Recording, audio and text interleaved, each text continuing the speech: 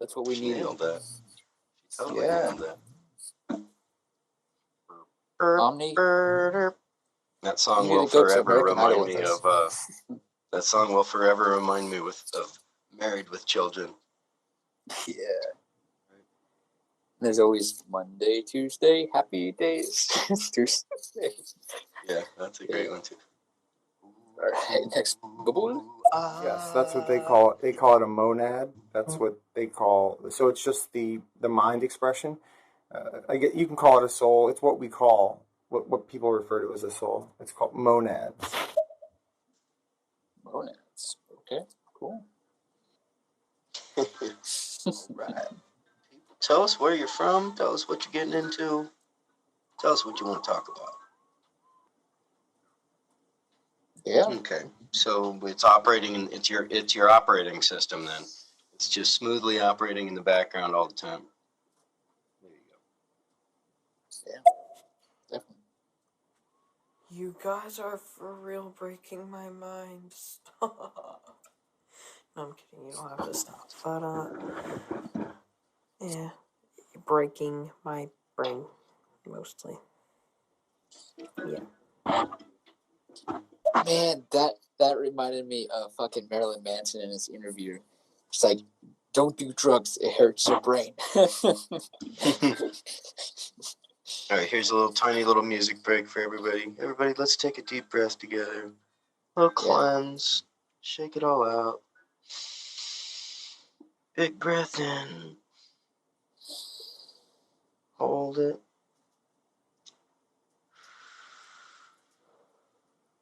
Big breath out. Kind of shake your neck around. Loosen it up a little bit. Everybody better be doing this with me.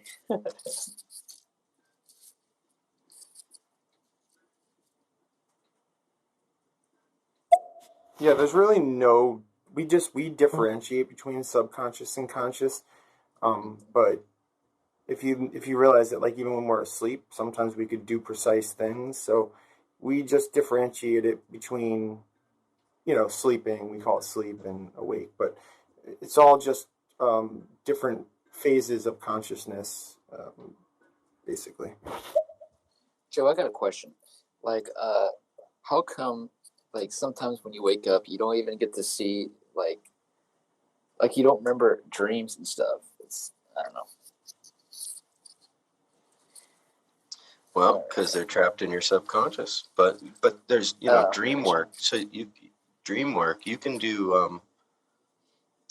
You can even You can learn a lot about this on YouTube. So first thing is have a notepad next to your bed when you go to bed. Notepad and pen, so that if you get up to take a leak in the middle of the night, scribble down your dream right away. Like if you wake up, scribble down everything you remember, and then that'll help trigger your memory. And if you get in a pattern of doing that, you'll be able to remember more and more and more. Oh, sweet. Okay. Yeah. Yeah, definitely. Yeah. Like I was saying, like when, like you pretty much fall asleep, but sometimes you feel like you're falling into like a fucking pit of hell. Why does that happen, Joe? Or another? Well, and like what she was saying, when you can meld your subconscious and your conscious, that's when like real creativity and shit happens. I think that's why I tend to be more creative after midnight. And I think that's also probably why a lot of musicians use, smoke weed and use drugs, is because it helps you. I'm not saying that's the way to do it, but it helps because it's only temporary with drugs. But it helps get you to that place where you're not so focused on what you need to buy at the grocery store tomorrow, what you're going to make for dinner on Sunday. All that shit can go away for a minute. Smoke a joint or whatever, Yeah.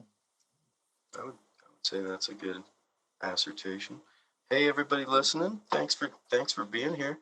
Drop a follow on Lucifer's son and myself. Just met the gentleman this evening. We've had a great talk. It's been about 4 hours. How long has it been? 3.5 hours. So yeah, drop a follow, clap it up, let us know what you want to talk about. This is open Thank you for that open share. talk. That's it. This podcast is the most diverse, even conversation I've ever heard in my entire life. Like, Thank you. for real. Psychedelics, quantum physics, math, religion, all of that.